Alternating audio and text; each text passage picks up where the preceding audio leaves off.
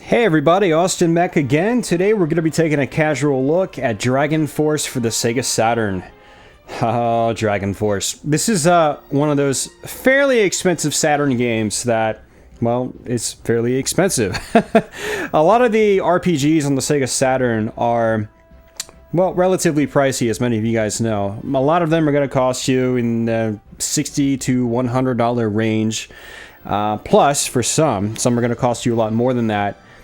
Dragon Force is one of those games that sits in that, I'd say, $60 to $100 range, kind of depending on the day of the week and who's, say, bidding on an auction on eBay or something like that.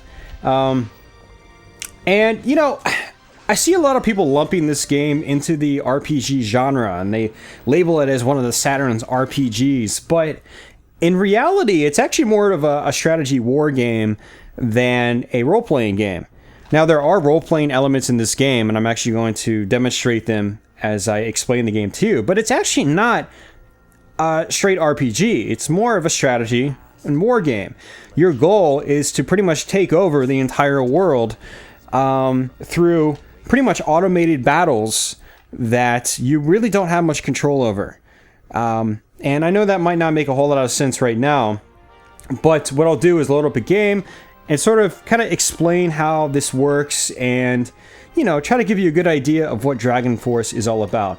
Now, don't get me wrong. I think this game will be right up the alley for RPG fanatics because it has enough of that RPG flavor and that sort of addictive RPG nature that fans of the role-playing game genre will definitely want to give this game a shot, especially the JRPG genre.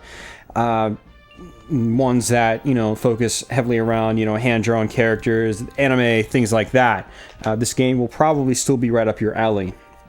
So let's go ahead and load up my game here. I've actually been playing this game for the last week or so. I've been playing it for, you know, maybe an hour or two each night. The game is kind of slow to progress. You can play it for an hour or two and actually not do a whole lot. Maybe you'll do a little bit, but the further you progress into the game, it actually becomes...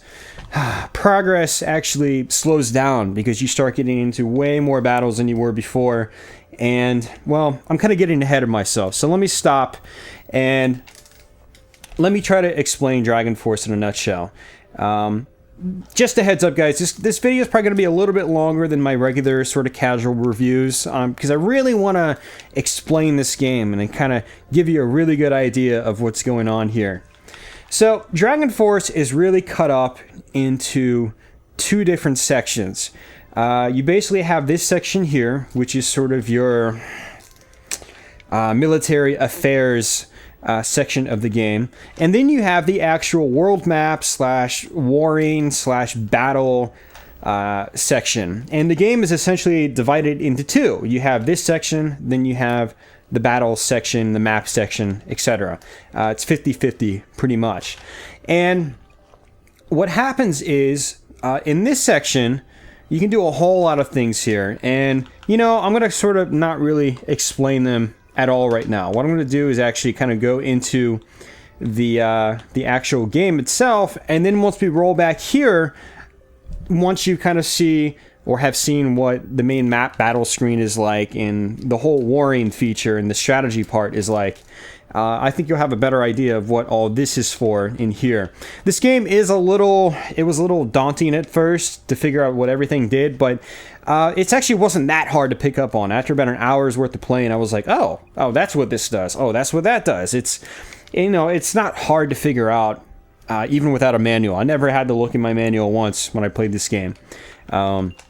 But let's go ahead and hit done, and this actually finishes up all domestic proceedings for this week, and it'll take you back out to the main screen, the world map where you're trying, well, the world map you're basically trying to dominate.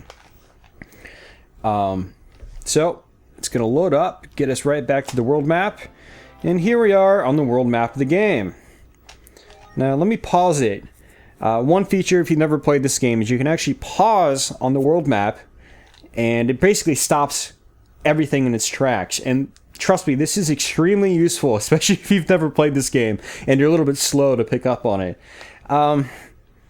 Basically what happens is, let me go back a step, is you have people walking around the map like this. My kingdom is actually up here. I'm the kingdom with all the black flags. All these castles here with black flags, these are my castles. I actually started with this castle right here, and I think I had one more, maybe down here. I don't know if that was actually mine or not. But basically, I took over every other castle you see with a black flag. And that's basically the progress I've made in the game. For instance, I just recently took over this castle. This one was a pain. It took me so many times to do it. The AI was being a big pain. But all these other castles with black flags, I've also taken over. And actually, these ones down here, this kingdom actually joined up with me. So I kind of took them over for free, basically. I'll get into that a little bit later. This game is actually pretty deep, in a good way. Not in a sort of discouraging kind of way, but it's got a decent amount of depth, but in a good way that I think just about anybody should be able to pick up on.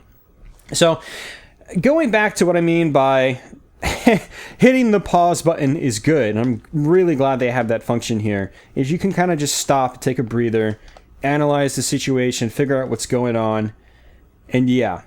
So, you know, I have my kingdom up here, right? I've got my castles, the black flags, whatever. You see these guys walking around the map? There's this guy here. There's this guy right here.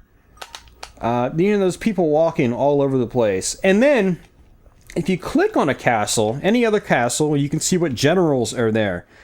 They can actually come out of the castle and, you know, mosey on down the path, and if any of these guys run into one of your castles, say if a guy from this orange castle's here, Leon, which actually I think he's the ruler of that entire orange flag kingdom, if he walks over here, touches this castle, I get into an automatic battle. And that is why the pause screen is good, because sometimes you don't want to get into a battle right then and there. Sometimes you need to hold off, make some other preparations.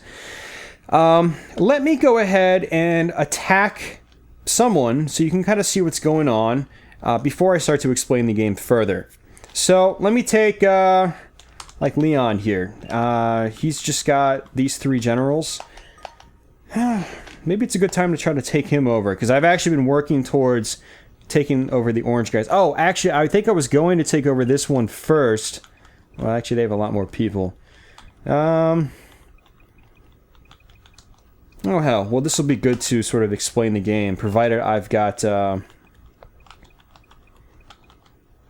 just realized the music's off. If you pause it right away after coming out of the domestic screen, the music won't start. So let me unpause it. There we go, music's playing. Now if you pause it, the music will keep playing. Love the soundtrack in this game. It's a very peaceful soundtrack, and that's one of the great things about the game. Just about every piece of music in this game, I think, is really well done. It's just... it works. It's really, really good stuff. Alright. So, now, before I want to try to attack another castle, there are a few preparations I want to make. Now, I have generals populated in every single castle. These generals that you see, you can deploy them right here. So, let's say I'm going to deploy a couple of these generals. I'm going to take, let's take this guy. And I want to take people that have a lot of soldiers, a lot of guys that they can take with them. You know what? Screw it. We'll take that guy, and we'll deploy them.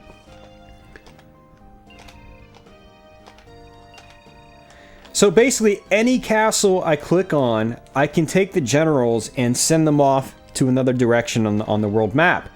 And so these guys, I'm going to, you know, I could definitely use them. So I'm going to send them down.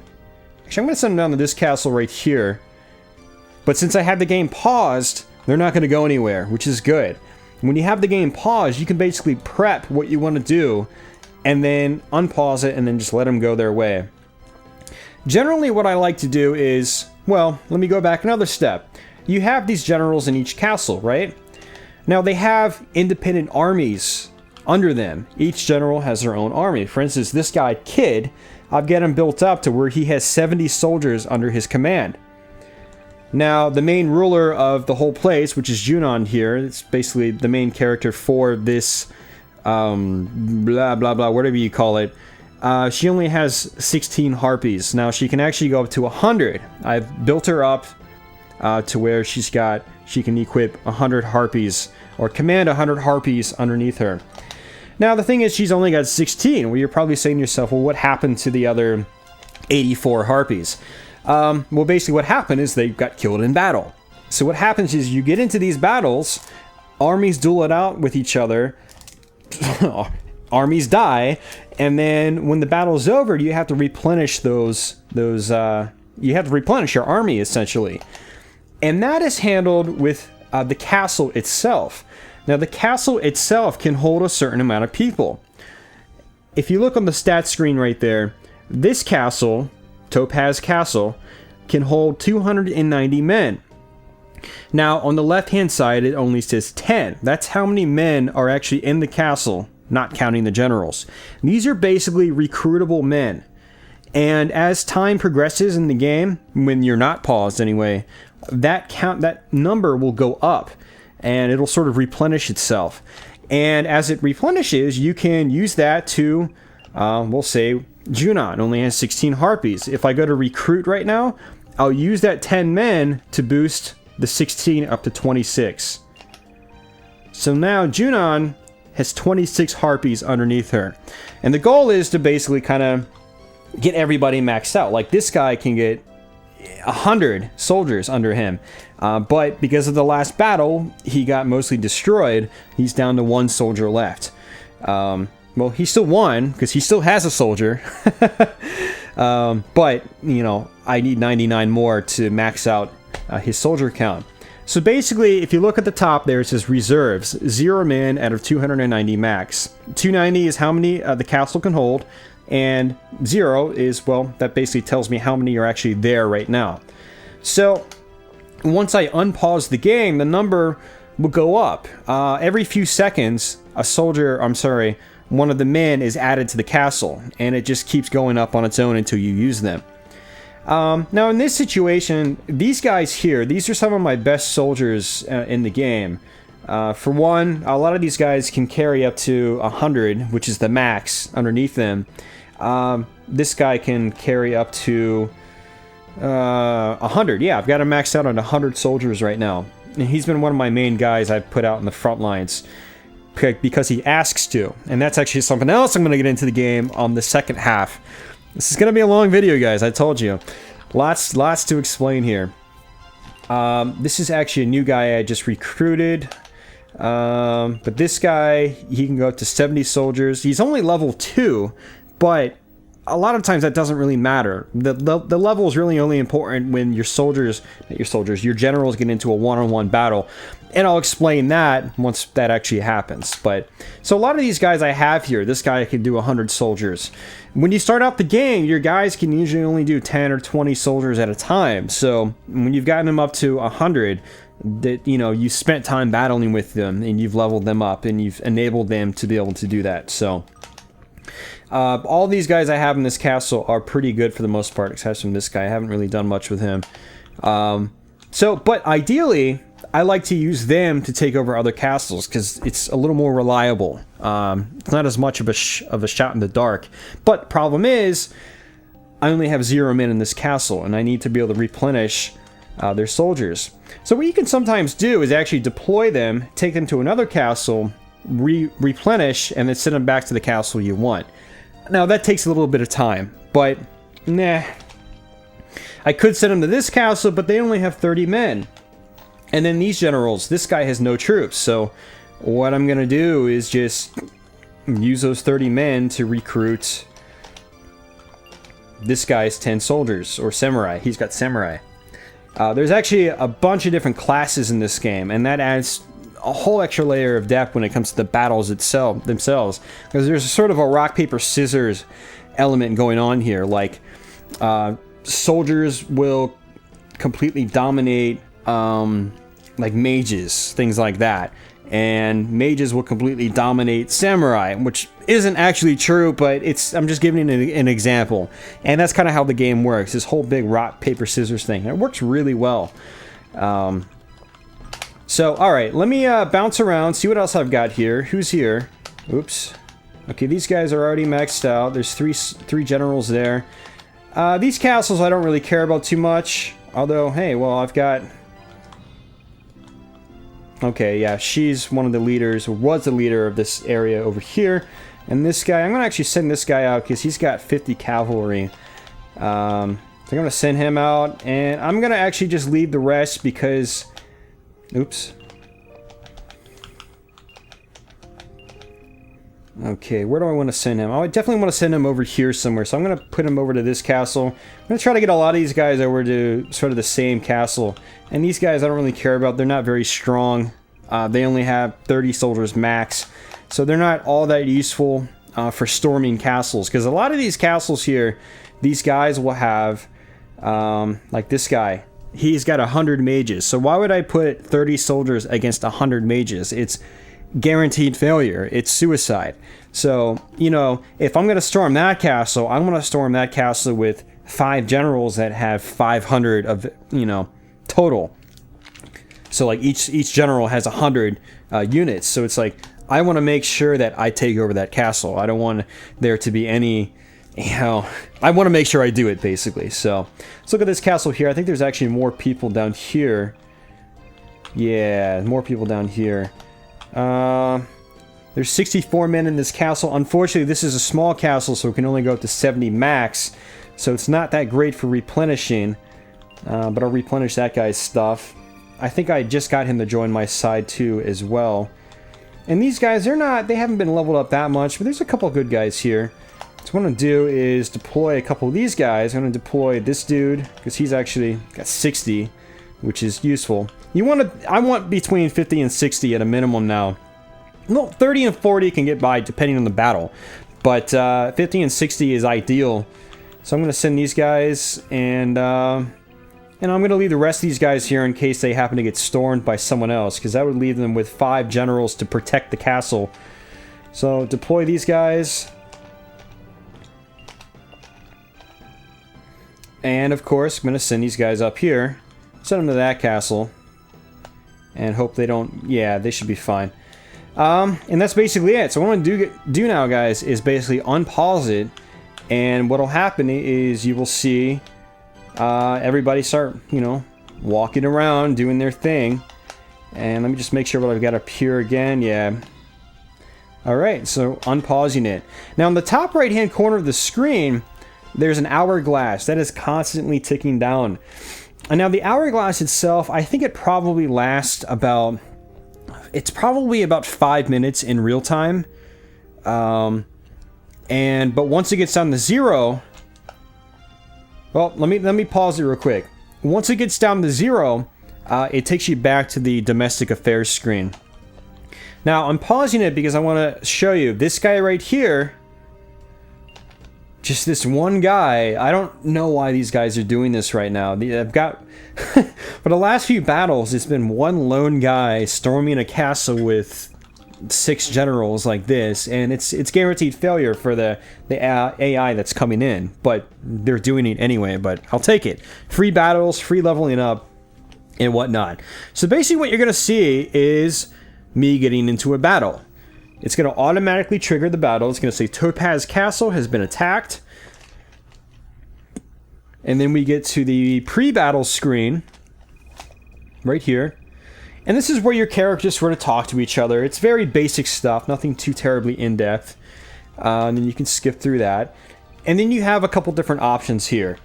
You can try to talk them into joining your side instead of fighting them, but I don't really recommend doing that. The reason I don't recommend that is that if they decline, it puts you into an automatic battle, and the general that you tried talking to them with will get stuck in a battle with 0 soldiers.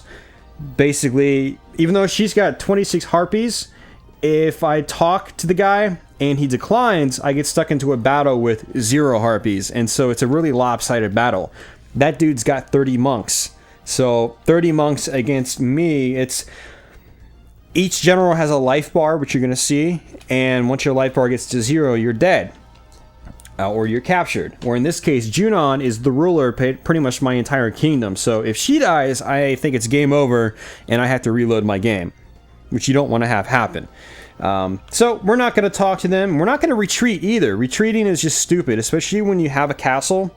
Retreating is only good if you know you can't win, like 6 guys storm your castle and you've only got one level 1 character with 10 soldiers.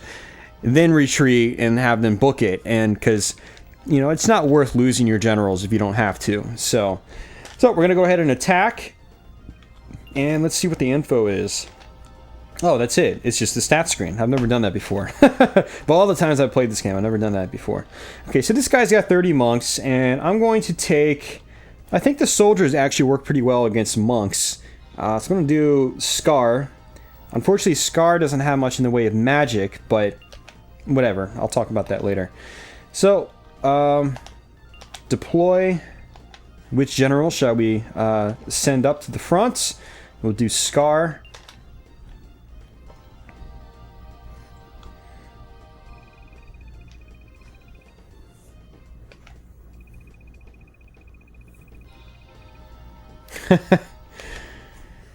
And now this is the battle portion. It's sort of semi-automated, and you'll see what I mean in just a moment.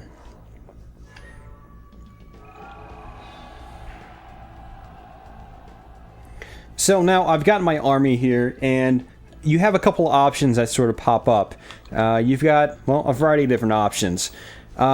You've got offensive patterns, you've got defensive patterns, you've got different kinds of patterns. It's a whole lot of different stuff. What I'm going to do is actually try to just demonstrate... Well, I'm going to go into defense mode because the monks...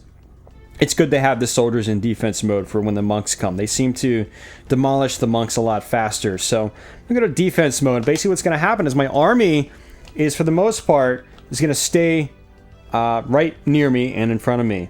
Now you have a couple options here. F advance is frontal advance. So what will happen is half of my army basically will kind of stay near me and defend me, and the front part will actually storm the enemy. They'll actually progress.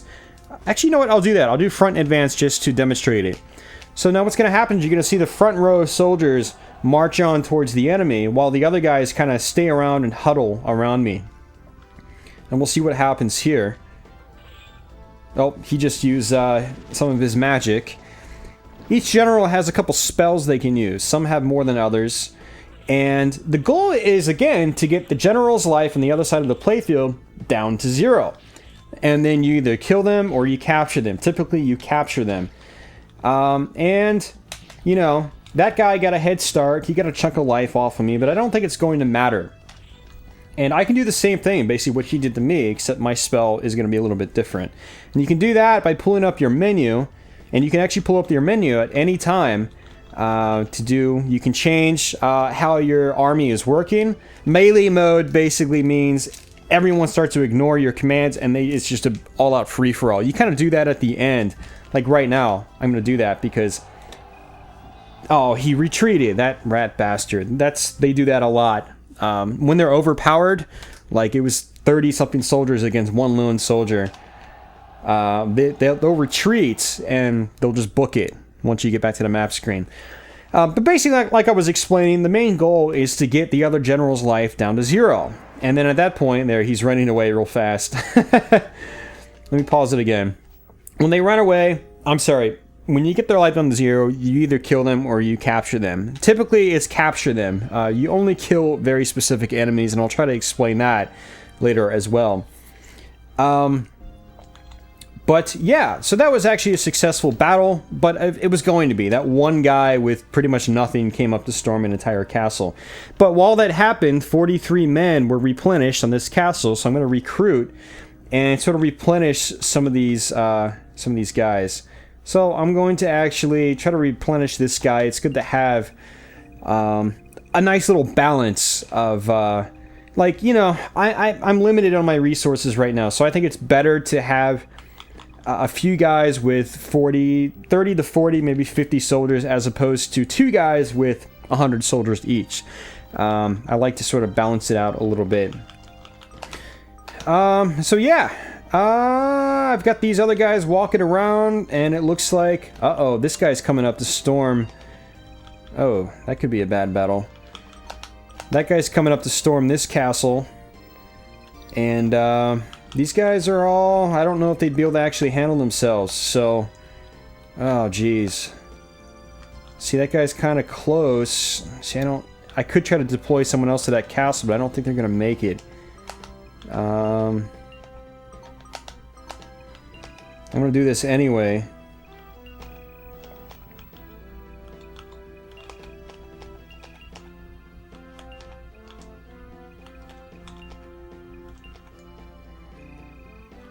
I'm going to direct them over here.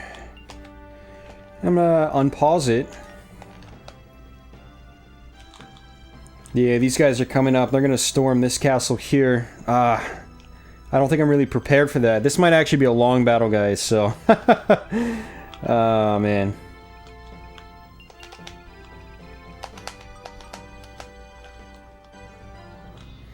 Now, these guys right here, let me pause it again. These guys pop up every now and then. This is actually what I wanted to explain. These guys are sort of randomized enemies, and they're actually immortal. And they fight to the death all the time. These are the only guys that I'm aware that you can actually kill in the game. You'll actually slay them, they'll die, and they'll be gone. All the other guys you fight, if you kill them, you'll actually technically capture them, and you'll throw them into jail. And then you can try to talk them out of jail, and try to talk them onto your side, your army, and to fight for you. These guys, that doesn't happen. And, you know... In this game, you actually have a finite amount of places you can dominate, and you have a finite amount of people that you can have side in your army. By the end of the game, you've taken over this entire world. You've either taken it over, or you've made amends with other kingdoms, and everybody is on the same side by the end of the game. And then there's no one else to override or capture, except for these guys that constantly appear. Now, what's kind of good about that is, again, when you have a finite amount of things you can do in a game, that limits your ability to, say, level up in a role-playing game. For instance, imagine Final Fantasy Mystic Quest on the Super Nintendo if when you completed a dungeon, all those enemies disappeared and you couldn't grind them anymore. Well, you would limit your capability of grinding in the game. And these guys right here, they keep popping up every other round or so. And what they offer is, when you kill them, you get experience points, and you can award your generals medals, which will give you more soldiers they can carry. So these guys are sort of the grind element of the game. And what happens is they randomly appear, they just magically appear out of nowhere, usually from towns like this, and they'll start storming their way to the nearest castle. And what I like to do is actually keep a certain amount of generals in each castle, like this one here has 3. That is in case those those assholes spawn here and then they storm this castle. So I try to keep a variety of generals in each castle, except for these up here, because there's really nowhere for them to spawn. There aren't any towns, except for right here. So I'm going to go ahead and unpause it.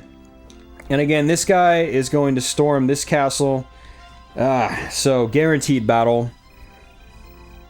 We're already up to 29 minutes. This video has actually been way longer than I wanted it to be. But I'm kind of on a roll, so, if you stick with it, cool. If not, I completely understand. But we're only about halfway through, by the way. So let me go ahead and just skip through this stuff, because it doesn't really matter. This is all just...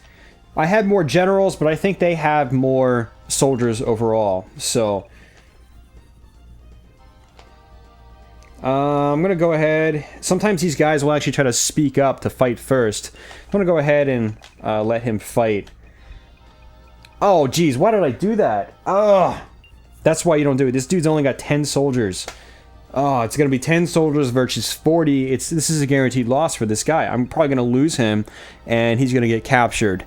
That is, unless the opposing army I end up defeating. I might not, but... A lot of times when they come up and they say, let me fight first, I say no, and no, and no. What'll happen is the entire army will try to say, let me fight first. but I'll click OK, and I'll do something stupid like this, where it's just this guy with 10 soldiers going up another guy with 40 soldiers. See, there's mine. There's his. Mine again. That's... I'm going to use his magic. He's got Sonic Wave. You can hold up to 3 spells. Now, this first spell, Sonic Boom, it shoots sort of a beam all the way across the playfield into the general, and any soldier in its way will get eradicated. Unfortunately, it only basically goes through one row, so, you know, I might kill 5 to 10 soldiers. The Sonic Wave is basically the same thing, but it's 3-way, so I can basically destroy 3 times the amount, and you'll see what I mean. So let's go ahead and select that. And I just attacked the general, but I also ran through about 11 of his soldiers. So, but hey, not doing too bad actually, because I had my soldiers in defense mode. And when you have them in defense mode, they're more likely to do more damage against the enemy when the enemy storms you. So, now I've still got the other guys just kind of sitting up there because I had them in defense. I'm going to do melee, and they'll just kind of run around and kill whatever they can. Not too bad, actually. I'm surprised that 10 soldiers was able to wipe out almost 30 enemies. Granted, 11 of those was because of my Sonic Wave, but I digress.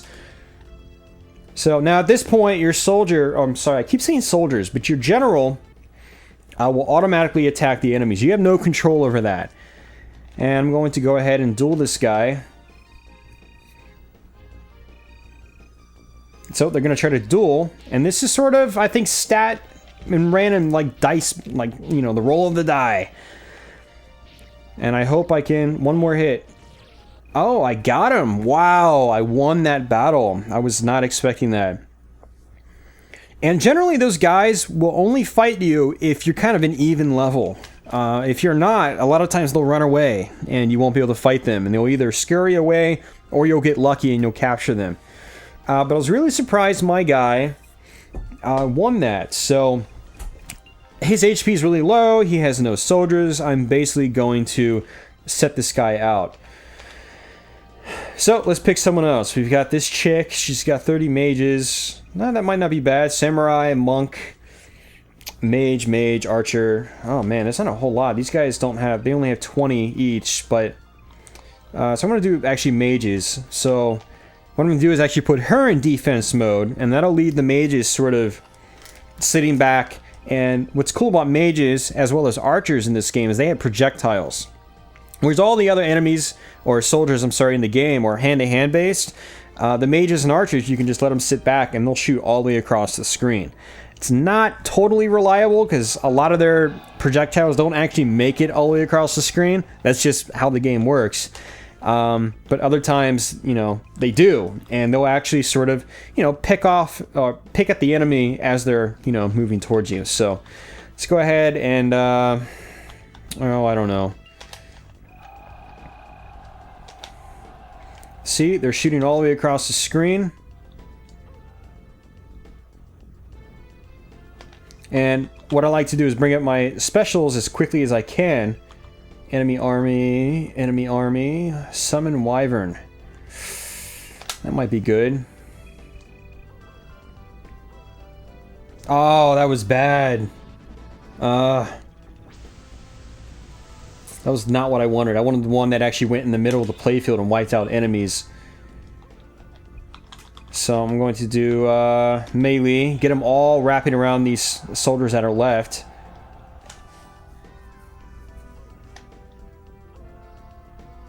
I'm really surprised. I'm doing too bad. One soldier left. And now it's just the general. And I hope he doesn't have a sonic boom or something, because if he does, he's going to wipe through a lot of my mages. Because when you put them in the melee mode, they just kind of run in the center of the screen all in one big row. So if the enemy has an attack that just cuts straight through, perfectly straight, they'll take out a lot of those guys. So he's retreating.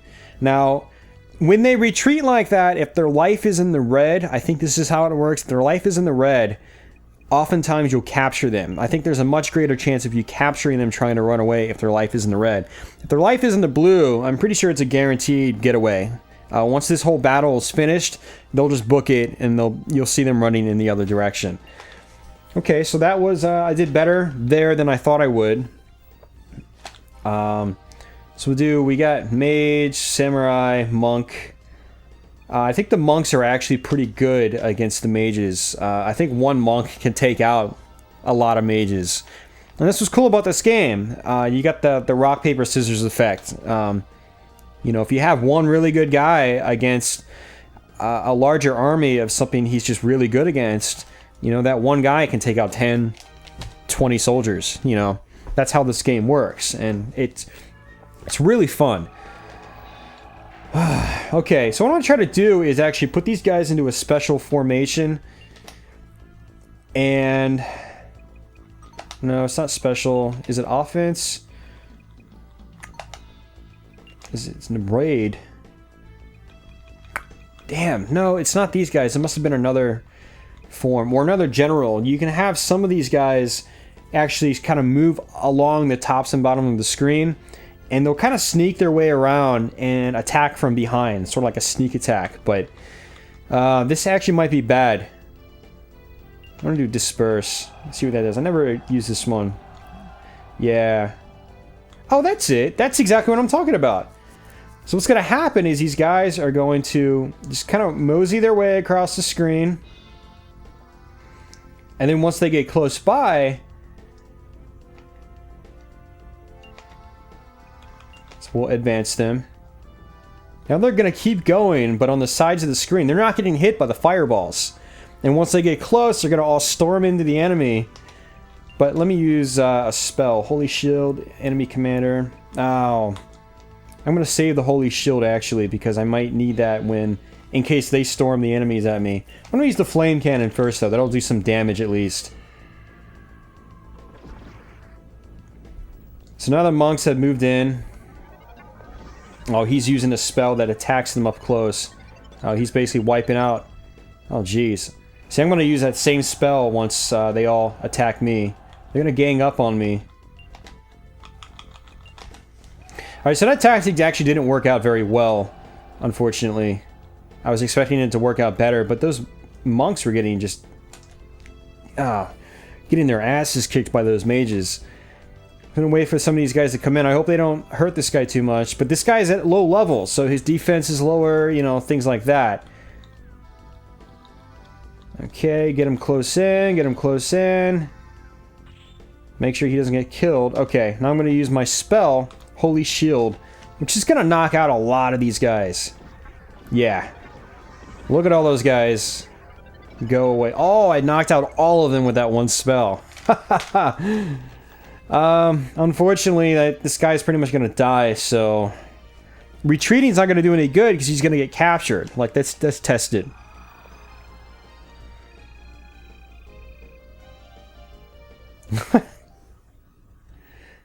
Pretty sure he's gonna get captured. No, he didn't. Okay. Cool. I kept him. Alright, this chick, this dude, we'll put her 11 mages against this one person, because she has no mages. So, alright, skip through this.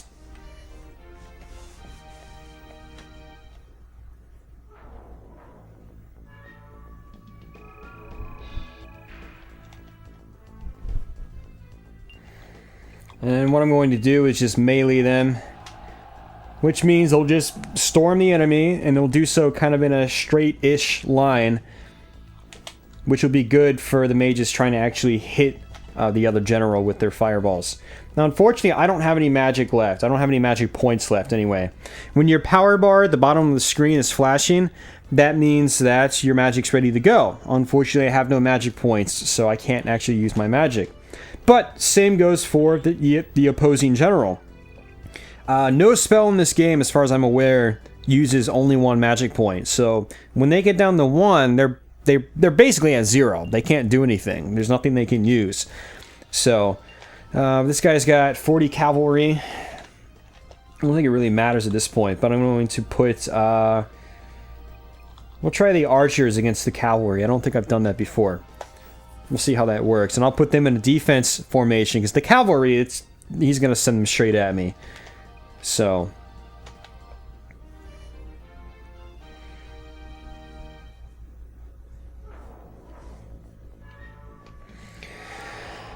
Now, as you can see, what I'm demonstrating right now, this is exactly why the game can start to progress really slowly the farther you get into it. Because you get into more battles like these where it's a 5-on-5 battle. It's going to take a while to do it. And then once you're at the back to the map screen, sometimes you have to do it all over again. Sometimes you might have multiple enemies storming multiple castles. And so it can be a long time between domestic affairs sections, which the domestic section is where you can actually save your progress. It's where you can upgrade your characters, things like that. So, see what this guy has. Ooh, Thunderfall. This is really good. It's really powerful. Clears out a lot of enemies at the same time. I like that. Oh yeah, that was really good. So 12 archers against one horseback guy should be no problem. But then again, the horseback guy's up close, and the archers are really only good from a distance. So there we go. That was good. He got up close, and again, your generals will auto-attack when enemies are close by.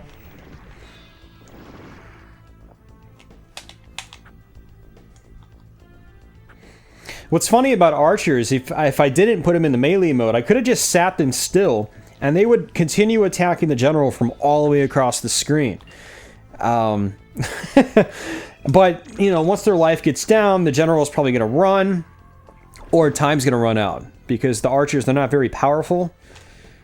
So, you kind of grind away at them slowly, but, you know, one of the two things is going to happen. Either they're going to run away, or the time's going to run out, in which the battle ends. Now it's a duel. I'm going to go ahead and fight, but my guy's not going to win. I think the other guy's overpowered. Yeah, so he's going to go ahead and fight, but he's got... Oh, he just got a melee. He's not doing much damage, though. That guy's definitely doing more damage. Oh, well, I might... Oh, I've got it now. Wow. Was not expecting to win that. So I might actually be able to capture that guy. And he's actually... seems to be a pretty decent general. I think he's one of the special generals for the Highland Kingdom. Yeah, I captured him. Nice. He's one of the important generals, I think. I don't remember. The important generals usually have special sort of pictures, little icons up there. Some of the other guys, it's a little more generic. It's a little more side view. But some of the more important ones, they kind of have a frontal, you know, profile picture. So, all right. So that was some good success there. I was surprised I actually managed to do that. My guys weren't really that powerful, so... And this is where, you know, after battles, your characters gain experience. So some of my characters actually just leveled up. So their HP went up. And these are the RPG elements of the game. But like I was explaining at the beginning of the video, this isn't really a role-playing game in the same way that you would expect like a JRPG or even like a Western style RPG. This is more of a... I'd like to call it a strategy role-playing game. Maybe a strategy RPG, but it's not even quite that. It's not Final Fantasy Tactics. It's not Shining Force. You know, it's still a little bit different. So it's more a strategy game than it is role-playing game, but it does have the role-playing game elements. And it's those things like that, I think, lend this game well to actual role-playing game fans.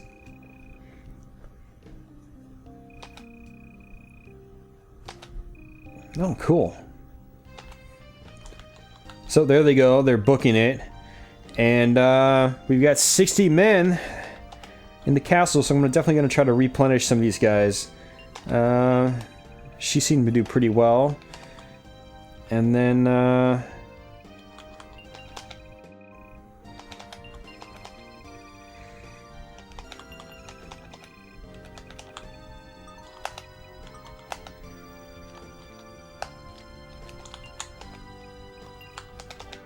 they only got 24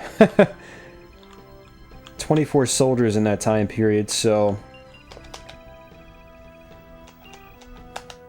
Now, ideally, I would hit start and try to, you know, upgrade my guys. But I'm not. I'm just kind of letting things roll as is. But it's going to get into another battle. God, this might be 2 battles, one after another. Jeez, man. But this one will go fast because these are these immortal guys. There's always just 2 of them. And the battles usually go pretty quickly. And what's funny is these guys are called Pain and Agony. But their names they're like different spellings of Pain and Agony. And it's just a funny little detail there. Always makes me laugh. So I'm going to go ahead and send Junon out. I think it's always good to try to level up, you know, basically the ruler of the nation in case they get into a last-ditch battle. Yeah. Because again, I believe if the main ruler of the nation pretty much just, you know, basically if the monarch dies, I think it's game over and you've got to reload your progress. So it's good to get them in the battle and to level them up. And I'm just going to advance them. The entire army is going to just go through. But it's not melee, because if it was melee, they'd all kind of clump up together in the middle of the screen. So it's not like that. That guy's purple knife there, it decreases my power bar at the bottom.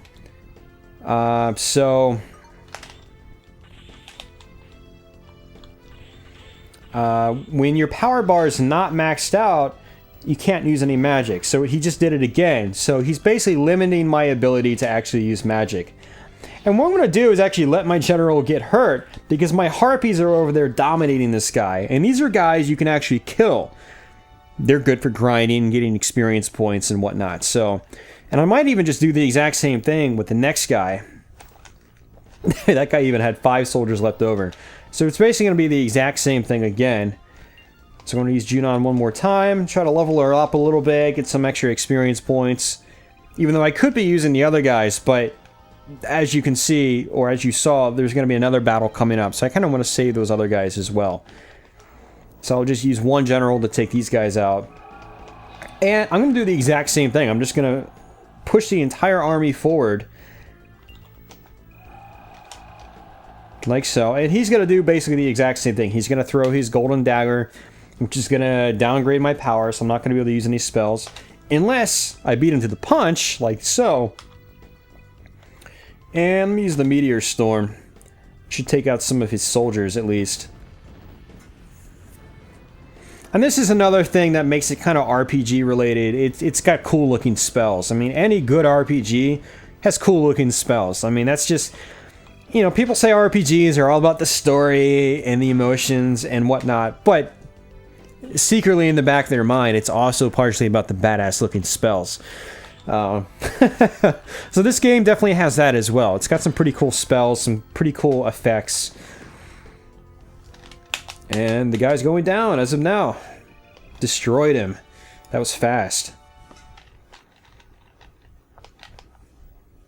And what I want to do is get back to the domestic screen so I can explain that before wrapping up this video.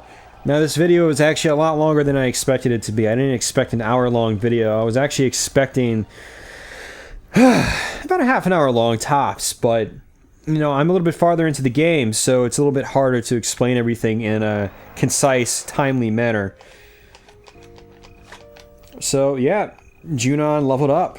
Ooh, got a new spell, Sonic Blast. So let me recoup some of these soldiers. Let me actually max out one of these guys so you can see what a 100 soldier battle looks like. So now he's got, Arios has 100 soldiers. It's the same guy again? God, he's got no troops. No troops. What are you doing, man? This is gonna be an easy battle. So I'm I'm gonna put 100 soldiers on him just for fun. This was happening 2 nights ago when I was last playing this game. It was some dude was just like, no soldiers. He kept storming my castle over and over. No matter the odds, we'll win. Okay, let me beat you so I can capture you already and get you off the playfield. I'm going to go ahead and put Junon up again with her 32. Oh, why did I do that? I meant to show you the 100. Oh, jeez. I was thinking too far ahead of myself. Sorry, thinking too quickly. Ah, that was bad. Why did I do that? I'm sorry, guys. You won't get to see 100 soldiers on the playfield. Now, what's cool about this game is you can have 100 versus 100 at one time, and you've got all of these sprites just duking it out. And it's really cool. And there's no slowdown in this game ever at all, which is really a nice little feat, because I think the Japanese version of this game, it was a relatively early Saturn game. It was at least in the first half of the Saturn's life in Japan. And it came out over here in America, I think in like 96 or something like that. So, I think it was 96. Let me check the back of the box while I'm doing my Sonic Blast. Oh, nice. That'd be perfect for a huge army coming your way. Yeah, it looks like the original was 94. Wow. And the Working Designs one was 96. This was a very early game in Japan. Wow, really?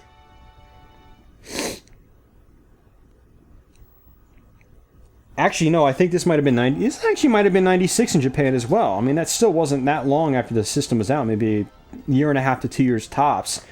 But to have absolutely no slowdown is, I think, pretty awesome for the amount of sprites this game has on screen at once. I mean, you can technically have, well, you've got obviously 200 soldiers, but then you've got the 2 generals and they animate, and then you have, say, what if you have 2 full armies of mages going at it, or a full army of mages and another full army of archers, and their projectiles are going all the way across the screen at the same time. So you've got potentially 250 projectiles, or I'm sorry, sprites animating on screen at once, and it never slows down. It's impressive, in my opinion. So, Super Nintendo never would have been able to do that. Of course, it's an older system, but... Alright, so here we are, guys. Finally, after 50 minutes, we're on to the domestic affairs screen again. Alright, so... the general roll of honor, anybody that succeeded in battle basically gets a merit. And so Scar got one, Varkshil got one, Nev, I don't know how to pronounce his name, he got one, Piper got one, and that's it. Junon doesn't get one because she basically rules the world, or half the world right now. Alright, so explaining this screen, guys, you have domestic and you have archives, and I'm going to actually go ahead and save my progress since I did all that. That was actually a lot of time spent, so it's always good to save just in case something happens, like I kicked the system by accident, or power goes out, or the game just crashes. I've never had this game crash, but just in case, you don't want to lose 50 minutes worth of gameplay. That always sucks. It's one of the downfalls about RPGs, and basically any other game, adventure game especially, that you've got to spend a lot of time between saves. Alright, so domestic is the main part of this section of the game. And the first point of interest is the awards section. Now, each of those guys that basically were called on the general roll of honor, not armor, the general roll of honor, each of those guys that appears get an award. But they don't actually get one right away. It actually gives you awards to give to people. Now say, what's his name? Derp. This guy right here. I don't actually have to give him an award. And this is why this second half of the game is actually really interesting, because this is where sort of the politics come into play.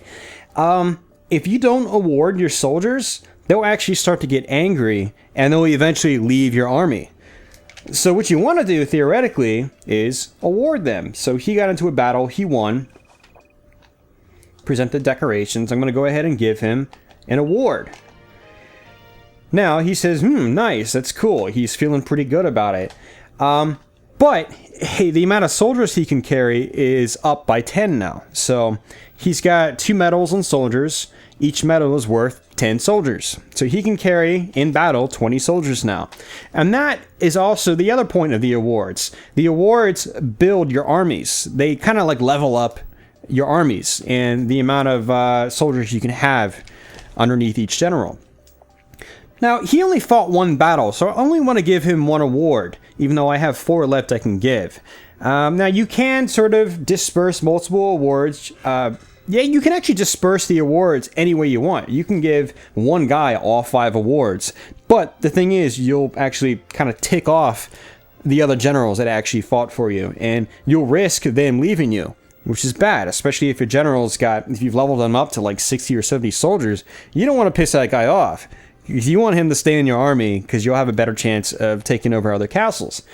Now, the other guys that have 10 soldiers or whatever, maybe they're kind of expendable, but you know, I like to try to keep everybody happy. I don't want to really lose anybody. I think the more generals I have, the better. You know, the less likelihood of me getting dominated, you know. So, who else won? Oh, Piper got it, that's right. And now, you see, she can actually carry a variety of people. She's got soldiers, mages, and you can get special items to enable them to command other species. And, well, I say species because dragon is obviously not human. So, I'm going to actually beef up her dragon status because I don't have anybody that can hold dragons right now. And I think she got into battle twice. Am I correct? So she technically gets 2 awards because she won 2 battles. So I'm up to someone with 30 dragons, which is actually pretty cool. So let's go back down the list. Reiner, I don't think he gets one because he technically lost. He doesn't get an award. He didn't come up on the screen. I think Scar got it, but the problem with Scar... Oh, no. He's got harpies. The problem is, if they can only carry 1 type of unit, you won't be able to level them up. You won't be able to give them awards. So they might still get ticked off because you're not giving them the awards that they earned. Because you can't. They're maxed out. But fortunately, he can also do harpies. So I could technically give him 7 more awards. So I'm going to go ahead and give him another one on harpy. So now he can carry up to 40 harpies. Unfortunately, it's one or the other in battle. He can either do his soldiers or he can do his harpies. It's one or the other. So, I'm going to back out. Who was the other guy? Varkshill, that's right, this guy. So he's got archers. Cavalry's kind of, I don't know. Definitely need to work him up to have a bigger army, though, if he's going to be of use at all, you know. So now, you know, he's happy, so he's probably not going to run away. Alright, and that's it. No more awards to give out. So that was that portion of the screen. Now, there's another section, items. And this is where sort of the other role-playing game elements come into play. You can actually equip people with items. And unfortunately, I don't really have too many items here. All I have is really the emerald, and that's it. But let's see if I can equip someone with the emerald. We got Bagro here. You might only be able to give certain generals certain items. So let's see. Let's go to Terrace. Yeah, she can use it because she's one of the main commanders of basically the whole thing. She used to rule her own kingdom, and she kind of joined up with me, so now she's a part of mine. So I think I can only give the command item up to people like her. So we'll go ahead and give it up to her. Hurry, please, and thank you. Okay, that's what she said. No, I'm just kidding. So you can get things like sword. You can get these special badges, which will enable them to basically harness, you know, different classes, things like that. Next is audience. And first you have generals. And this is where you can actually talk to people. You can talk to all your generals. And it's not really, you just kind of check up on them and you see how they're feeling. So we'll check up on this guy. Sometimes I wish someone would push the pause button. A lot of these guys will eventually say the same things over and over. Like this guy always says the same thing. But I've left him in the same castle pretty much the entire game because he hasn't really been that useful. He's got a low amount of soldiers he can have. So I just keep him in a castle to keep a castle occupied. If you don't have anybody in a castle, the castle is pretty much abandoned. And I think it works against your overall stats. So you want to try to occupy as many castles as you can as well. See what this guy has to say. Whatever, I think he's probably not super happy because I just leave him in a castle as well.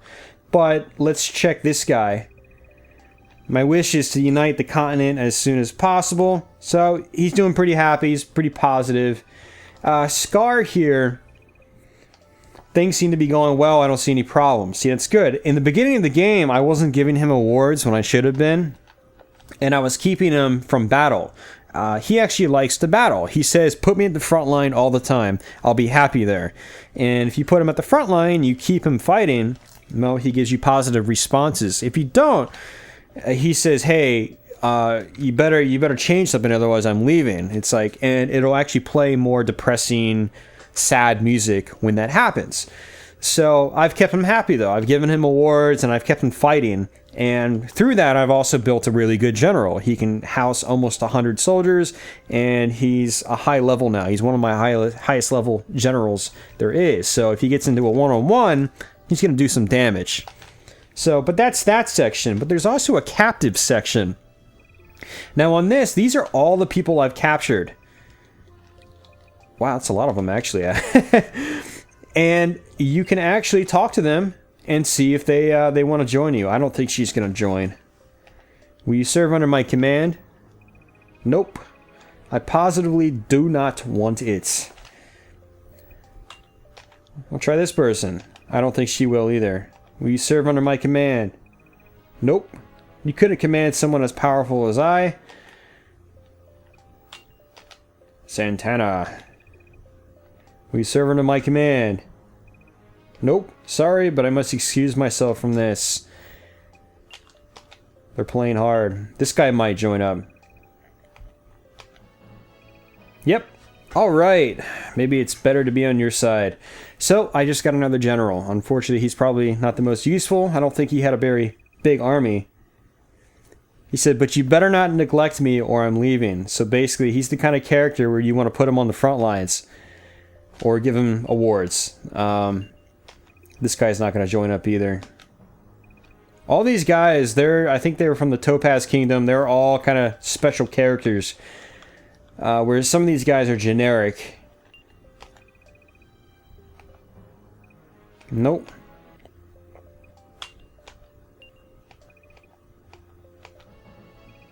Yep, he joined up. Okay, I'll join your side. Says 2 generals I've gained. He's not going to join up. I know, I've already tried it like 4 times. He's probably not going to. Yeah. Yeah, he says, I've got loyalty to Lord Wine, or Vine. So basically, they're not going to join you until you talk with the actual monarch of that, that side. So, this guy I definitely don't want. This guy actually betrayed me earlier on in the game. He ran into me. I took him on, and as we were about to get into a battle, he booked it. He was like, screw this, and he ran off. But then I got back into a battle with him later on, and he actually fought me, and he turned out to be a really powerful character. He almost destroyed my army. And then when I beat him, I took him into captivity, and I said, your ass is staying there. You're not, no, I'm not talking you out of it again. I'm not having that happen again. He was one of the characters that, if you look where it's his job, it's rogue, and that's kind of free-for-all, I believe. There's some characters that have no siding either. They don't side with any territory on the world map. They're just, you know, freeballers. So, we'll try this guy. Yep, got him too. Alright, so that is the audience section. Really important part of the domestic affairs screen. Next is generals. Now these are just basically stats of all your generals. I have 49 generals. That's a lot of generals actually. And that number is going to only go up as the game progresses. So Now, the last two things, you can do search and fortify. And I'll try to demonstrate both. Search is you essentially try to search your castles that you have ownership of. And I think you have to have people there that can search in order to search. So we will search, let's try to search this place down here.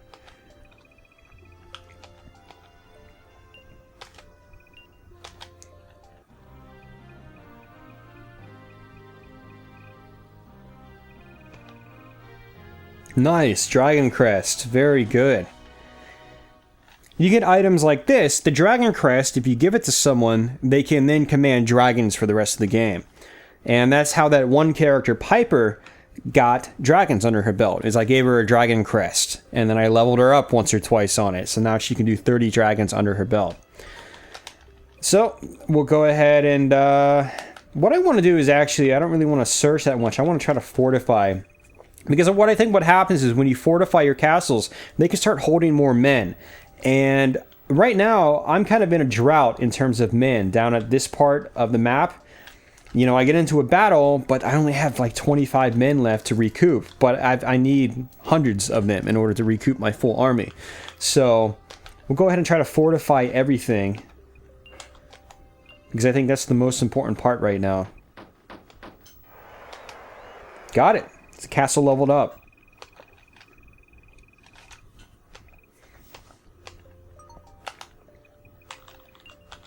Try this place. And it's good to be able to do this with different generals as well. You have different chances of the castle leveling up. Ah, he failed. Alright. What? So it still kind of worked. Increased our ranks. Huh. Weird.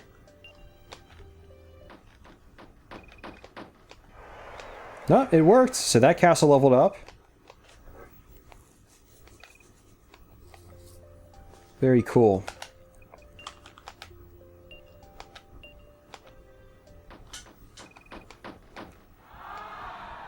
No, castle's basically already maxed out, I think, but I'm going to try it anyway.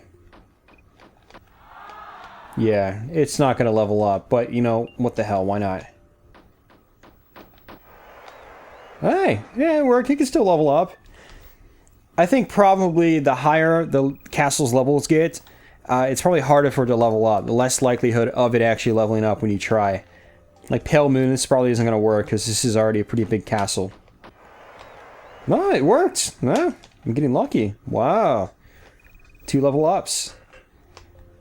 Not that it really matters at that castle, because it's all the way on the other side of the map, in the corner. It's kind of buried. I mean, I'm not going to send people over there just to restock their troops. And so we got the Dragon Crest, and what I'm going to do is actually try to give it to someone. Question is, who do I want to give it to?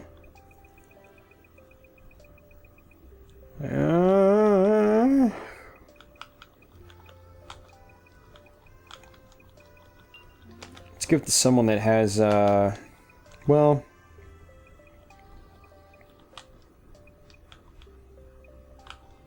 I want to give it to someone that doesn't have a whole lot of something, so I'll give it to this chick. I don't think she has a whole lot, maybe 10 or 20 mages or something like that. I'm not a huge fan of the mages. I don't use them that often. I prefer the hand-to-hand combat troops. They just seem to work really well, especially when they swarm around the enemy. The mages and the archers are not very good for up-close battle with the generals. So, but now she can use dragons, and that's it. We're going to go ahead and save it one more time.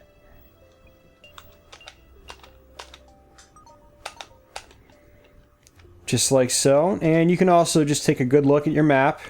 These are all the territories. Now, if you see the black part, that's me. That's all I've taken over so far. So I've taken over probably about, I'd say about a quarter to a third of the world map. And I'm really close to taking over another, I don't know, say 1/10 of it with the orange territory. And what I'll probably do is I'll probably go for the white territory first to sort of kind of swarm in, basically take half the world, and then kind of work my way back over towards the left. Now, there's actually one big part of this game I haven't mentioned at all. And now, it seemed like my goal is to take over the entire world, and that's partially true. There's actually an overarching story in this game, and the story kind of goes as... there's either some major demon that's going to be supposed to be resurrected or something like that. I'm not going to repeat the story back word for word, but it's basically the kind of foe that can basically cause Armageddon. And if you watch the intro to the game, that's basically what happens. It was once a peaceful land, and then it gets destroyed. Everybody almost gets killed. But seven rulers were bestowed with, I think, some sort of dragon symbol or something like that. And they are to find each other eventually and become the Dragon Force, which then sort of, I think, bring back the final boss in the game, then you all destroy him. So basically the goal of the game is you're not kind of trying to take everybody over. As you take people over, the story progresses. Like on the... like High Moon. Where's High Moon? High Moon is the... no, that's Highland. Oh, Pale Moon. Sorry. Pale Moon... Those three castles on the far right were actually the Pale Moon Kingdom. It used to be a blue kingdom. It would have been blue on the map. But the main monarch there, Terrace, just randomly went to my castle, said, hey, we should work together because you have a dragon crest, I have a dragon crest, whatever. And the story progressed, they teamed up. I automatically got her territory. So it's not about dominating the entire world. It's actually about teaming up with everybody in the world. So as I conquer, say, this orange place, what's going to happen is it's going to get into a story segment. The story is going to progress. I might have to fight the main monarch, but he might end up joining me after the rest of his army has been destroyed. And then the story will progress further, blah, blah, blah. And you do that until everybody is united. And then the game actually progresses farther than that. There are some shrines that open up. You have to go fight these special bosses at these shrines. It becomes a little more RPG-like at that point. So while I've spent this last hour and 15 minutes basically explaining how the game works, the game's actually deeper on a story level as well that I haven't even really, touched on. So that's the fun in Dragon Force, guys. You've seen a lot of Dragon Force. I've pretty much explained all there is to the game, and I obviously don't want to spoil story elements and things like that. I want you to try to play the game yourself and sort of enjoy it. Now, I know this is a pretty expensive game, but, if you look out at the right places, if you kind of keep your eyes peeled on eBay, you might be able to get a decent deal on a copy. And if you really, really just want to play the game, also just consider investing in a disc-only copy. Now, I don't normally recommend that, but for a game that's as expensive as this is, getting a disc-only copy might save you $50. So that's a lot of money saved, and then you can probably still end up getting your money back from it after you're done if you decide you don't want to keep it anymore. That's kind of the perk about expensive games, is that you can typically get your money back for them. So, but Dragon Force is a fantastic game. I actually played this back in the late 90s. I actually bought it back in the late 90s. I bought it used. I didn't buy it new. I didn't have a Saturn in 96. I don't think it was until... Actually, I think I might have had it in 96. Late 96, maybe. Maybe 97 is when I got a Saturn. I don't remember. Yeah, I had it back then. I beat it. I had a ton of fun with it. And back then, I wasn't really... Well, even now, I'm not a huge fan of... I don't want to say role-playing games, but more the strategy kind of games. I'm more into, if I play an RPG, I want to play more of a traditional JRPG, like Final Fantasy VI or Chrono Trigger or something like that. I still have fun with those games, and I still like to boot up a random RPG I haven't played in a while. But I never played strategy games. I played a little bit of Military Madness and the TurboGrafx back in the day. I played a little bit of Godzilla 2 on the NES. I like that game a lot, but that's a hard game. But the strategy genre, the turn-based especially, is one I never really played that much. But I really like how Dragon Force does it. I think it's set up to where just about anybody can enjoy it. It feels good, it looks good, it sounds good, the music's great. The gameplay's addictive. It's simple yet addictive. But there's still a little bit of depth at the same time. You have different stats, different traits to your army formations. Like a certain formation will raise the defense, a certain formation will have a better chance of cutting through the center of the opposing army, another formation will raise the offensive rate, the attack power. There's a whole lot of things that kind of go into every little aspect of this game, such as the battles. It's a really, really well done game. And you know, it's great that we got it in America, because the Saturn wasn't super popular here in America. You know, the only reason we got role-playing games like this was because, in the beginning especially, was because of Working Designs. And there were a lot of RPGs on the Saturn in Japan that never made it over here. It's a real shame. Dragon Force 2, the sequel in Japan, was one of those that unfortunately never made it over to the States. I hear it's actually not as good as the first one, but I've seen videos and it still looks pretty awesome. They actually improved the game in certain regards, but you know, some games like that we just never got. But we did get Dragon Force, and we should be thankful that we did get it, because it's a pretty damn sweet game. Even if you're not heavily into RPGs, I still recommend you giving this game a try. So with that, guys, again, I'm Austin. If you sat through this entire video, that's about 3 times as long as I intended it to be. Actually, about 4 times as long as I intended it to be. I hope you enjoyed it. I hope this was sort of an eye-opener if you've never seen Dragon Force before, or if you have seen it and you haven't perhaps, you know, given it a chance, or you never tried it for yourself, but maybe you've seen video and you didn't know what was going on. I hope this video was fun, and I hope it was kind of an eye-opener for you. And if you do have a chance to play this game, I definitely recommend you try it. Give it a shot. Play it for an hour or 2. See how you feel. If you enjoy it, keep playing. It's a great game. Very addictive. Lots of fun. And there's a little bit of strategy involved too. So, but with that, guys, I want to say thanks for watching. For you guys that are new to my channel, feel free to subscribe. I've always got videos like this on the way. And until next time, guys, take care.